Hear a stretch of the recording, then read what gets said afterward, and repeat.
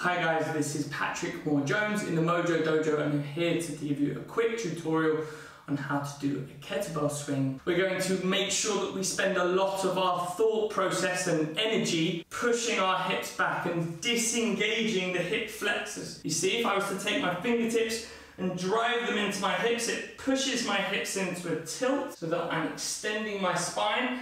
I'm stretching my hamstrings and my upper body comes almost parallel to the floor. You can see my knee bend is not very deep because I want to stretch my hamstrings and then thrust forwards, engaging my glutes so that my hip is flexing and extending with not too much knee bend. I'm also not looking from this over position to pull my back up. You see, that's a back extension. I do not want to extend my back. I want to push my hips forward, and you do that by thinking about driving your feet downwards, and the bell will come up as a result of that drive down.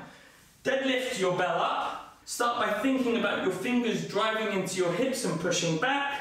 Hinge, build it up, and you can see my hip hinge starting to develop more power. And as I build up my power, my weight does not need to go any higher because I'm focusing on just using my hamstrings and glutes to drive the momentum for this swing.